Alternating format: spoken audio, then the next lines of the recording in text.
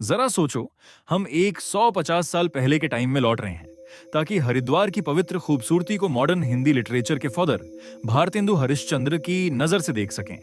आज हम 1871 में लिखे उनके हरिद्वार के दिलचस्प सफरनामा में डूबने वाले हैं। शुरू करने से पहले एक छोटी सी बात, इस चैप्टर के सारे सवाल जवाब हमारी वेबसाइट पर बिल्कुल फ्री मिलेंगे। लिंक नीचे डिस्क्रिप्शन बॉक्स में है, जरूर चेक कर लेना।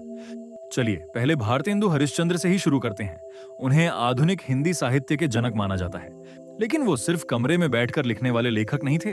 वो घूमने फिरने के शौकीन थे, जिज्ञासु इंसान जो मानते थे कि असली पढ़ाई सिर्फ किताबों से नहीं बल्कि सफर करने और दुनिया को अपनी आंखों से देखकर सीखने से होती है।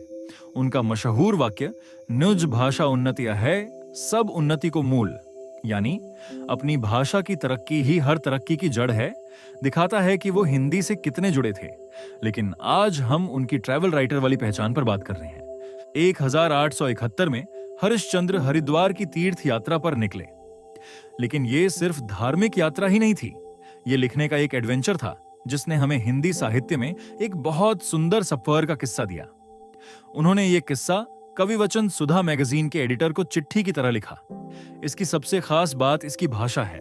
ये एक 150 साल पुरानी हिंदी है, जिससे हमें पता चलता है कि हमारी भाषा समय के साथ कैसे बदली है। हरिद्वार पहुंचते ही उन्होंने लिखा, मेरा तो चित्त वहां जाते ही ऐसा प्रसन्न और निर्मल हुआ कि वर्णन के बाहर है। यानी वहां पहुंचते ही मेरा मन इतना खुश और साफ हो गया कि इसे शब्दों में कहना मुश्किल है। सोचो जरा, तुम 3 तरफ से घने हरे पहाड़ों से घिरे हो। इन पहाड़ों पर तरह तरह की लताएं और बेलें फैली हैं, जैसे अच्छे लोगों की नेक चाहतें दूर तक फैल जाती हैं। बड़े बड़े पेड़ ऐसे खड़े हैं जैसे साधु ध्यान में हो। धूप, ओस और बारिश सब चुपचाप सहते हुए। भारतेंदु की नजर कवि जैसी थी। वो पेड़ों को सिर्फ पेड़ नहीं मानते थे, उन्हें प्रकृति से धन्य जीव की तरह देखते थे, जो फल फूल, खुशबू, छाया, पत्ते, छाल, बीज और लकड़ी सब देते हैं। जले भी तो कोयला और राख से लोगों के काम आ जाते हैं। जैसा उन्होंने प्यार से कहा, ये इतने नेक हैं कि तुम पत्थर फेंको तब भी फल ही देते हैं। और परिंदे, रंग बिरंगे पक्षी इन पेड़ों पर बेखौफ चहचहा रहे थे। शहर के उन पक्षियों की तरह नहीं जो हमेशा शिकारी से डरते रहते हैं। बरसात ने चारों तरफ हरियाली बिखेर दी थी, जैसे यात्रियों के आराम के लिए नेचर ने हरा कालीन बिछा दिया हो। हरिद्वार की सबसे खास चीज थी पवित्र गंगा। भारतेंदु ने उसे त्रिभुवन पावनी श्री गंगा जी कहा, मतलब तीनों लोकों को पवित्र करने वाली। उन्होंने लिखा कि पानी बहुत ठंडा और मीठा था, जैसे चीनी का शरबत बर्फ में जमा दिया हो, एकदम साफ और सफेद, और उसमें तरह तरह के छोटे छोटे पानी के जीव खेलते दिखाई देते थे।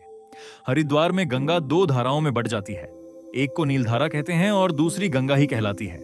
इन दोनों धाराओं के बीच एक सुंदर नीचा पहाड़ है। नीलधारा के किनारे एक छोटा नुकीला पहाड़ भी है, जिसकी चोटी पर चंडिका देवी का मंदिर है, मशहूर हर की पैड़ी। यहीं लोग पवित्र स्नान करते हैं। और जो बात हरिश्चंद्र को सबसे ज्यादा खास लगी, इस पवित्र जगह पर सिर्फ गंगा को ही देवता माना जाता है, दूसरे देवताओं की पूजा नहीं होती। आगे बढ़ने से पहले हमारी इंग्लिश चैटर बॉक्स कम्युनिटी का हिस्सा बनो। अभी सब्सक्राइब बटन दबाओ और हजारों स्टूडेंट्स के साथ जुड़ जाओ जो हमारे साथ लिटरेचर एक्सप्लोर कर रहे हैं। यकीन मानो, हिंदी के क्लासिक लिटरेचर पर आने वाले हमारे वीडियो मिस नहीं करना चाहोगे। हरिश्चंद्र इस इलाके में 5 मुख्य तीर्थ बताते हैं: हरिद्वार, कुशावर्त, नीलधारा, बिल्व पर्वत और कणखल। कणखल की खास धार्मिक कहानी है। यहीं राजा दक्ष ने बड़ा यज्ञ किया था और यहीं सती ने शिव जी का अपमान न सह पाकर यज्ञ अग्नि में अपने शरीर का त्याग कर दिया। यह जगह सदियों की आस्था और इतिहास से भरी हुई है। इस यात्रा के किस्से की सबसे खास बात यह है कि भारतेंदु हरिश्चंद्र ने अपने मन में हुए बदलाव को कितनी सादगी से लिख दिया। वो दीवान कृपाराम के बंगले में ठहरे थे, जहां चारों तरफ से ठंडी हवा चलती रहती थी। वहां रहने के दौरान चंद्र ग्रहण लगा।